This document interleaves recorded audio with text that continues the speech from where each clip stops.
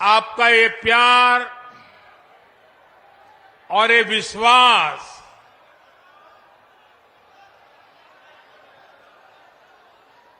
जीवन में इससे बड़ा सौभाग्य। मंदिर उद्घाटन के बाद आज से लोकसभा चुनाव 2024 के लिए यूपी में बीजेपी ने चुनावी बिगुल फूंक दी है। प्रधानमंत्री मोदी ने यूपी के बुलंदशहर से इसकी शुरुआत कर दी है।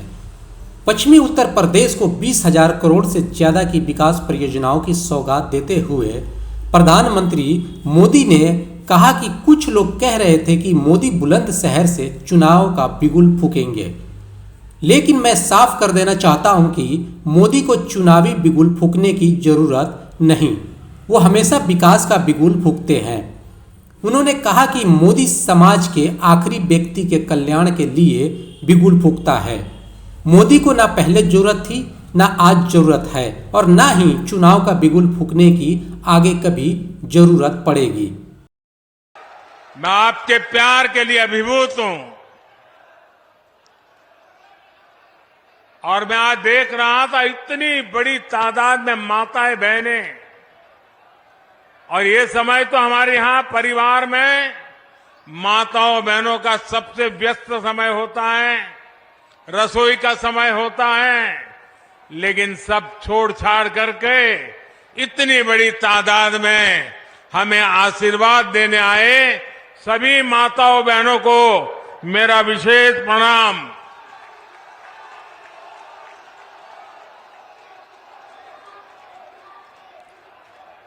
बाईस तारीख को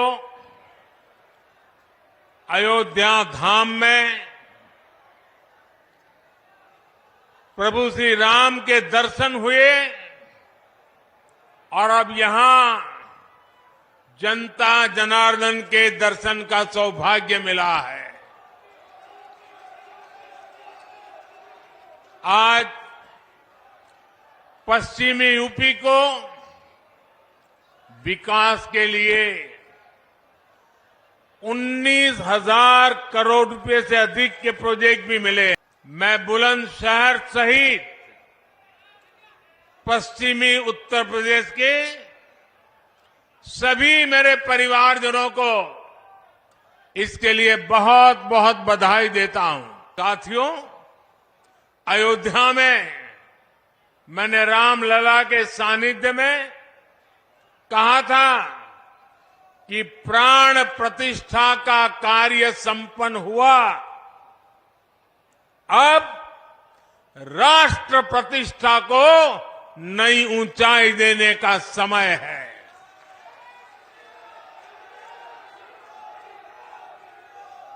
हमें देव से देश और राम से राष्ट्र के मार्ग को और प्रशस्त करना है। हमारा लक्ष्य साल 2047 तक भारत को विकसित राष्ट्र बनाना है। साथियों, आजादी के बाद के दशकों में लंबे समय तक भारत में विकास को सिर्फ कुछ ही क्षेत्रों में सीमित रखा गया। देश का एक बहुत बड़ा हिस्सा विकास से वंचित रहा। इसमें भी उत्तर प्रदेश, जहां देश की सबसे अधिक आबादी बसती थी, उस पर उतना ध्यान नहीं दिया गया। ये इसलिए हुआ क्योंकि लंबे समय तक यहां सरकार चलाने वालों ने शासकों की तरह बर्ताव किया। जनता को अभाव में रखने का, समाज में बंटवारे का रास्ता उनको सत्ता पाने का सबसे सरल माध्यम लगा। इसकी कीमत उत्तर प्रदेश की अनेक पीढ़ियों ने भुगती है। लेकिन साथ साथ देश को भी इसका बहुत बड़ा नुकसान हुआ है। जब देश का सबसे बड़ा राज्य ही अगर कमजोर हो तो देश कैसे ताकतवर हो सकता था? आप मुझे बताइए, क्या देश ताकतवर हो सकता है क्या? उत्तर प्रदेश को पहले ताकतवर बनाना होगा कि नहीं बनाना होगा? और मैं तो यूपी का सांसद हूं और मेरी विशेष जिम्मेवारी है। आज हमारा पूरा प्रयास है कि सरकार की योजना का लाभ हर लाभार्थी तक पहुंचे। इसलिए मोदी सैचुरेशन की गारंटी दे रहा है, 100% की गारंटी दे रहा है।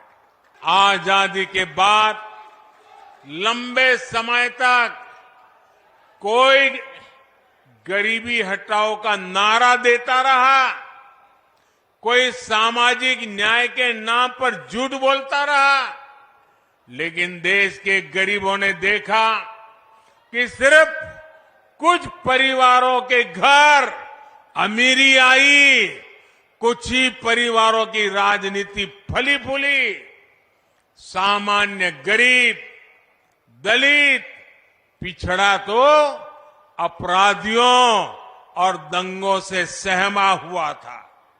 लेकिन अब देश में स्थितियां बदल रही है। मोदी ईमानदारी से आपकी सेवा में जुटा है। इसी का नतीजा है कि हमारी सरकार के 10 वर्षों में 25 करोड़ लोग, यह आंकड़ा बहुत बड़ा है, 25 करोड़ लोग गरीबी से बाहर निकले हैं। जो बाकी बचे हैं उन्हें भी उम्मीद जगी है कि वे भी जल्द ही गरीबी को परास्त कर देंगे। साथियों, मेरे लिए तो आप ही मेरा परिवार है।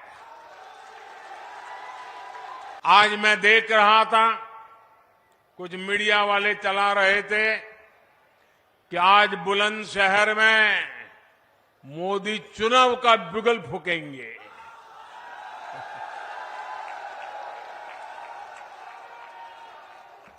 मोदी तो विकास का बिगुल फूंकता रहता है। मोदी तो समाज के आखिरी व्यक्ति के कल्याण के लिए बिगुल फूंकता रहता है। मोदी को न पहले जरूरत थी, न आज जरूरत है, न आगे जरूरत है चुनाव के बिगुल फूंकने की। मोदी के लिए तो ये जनता जनार्दन बिगुल फूंकती रहती है। और जब जनता जनार्दन बिगुल फूंकती है तो मोदी को अपना समय उस बिगुल फूंकने में नहीं लगाना पड़ता। उसको तो अपना समय जनता जनार्दन के चरणों में बैठ करके सेवा भाव से काम करने में उसका समय लगा रहता है।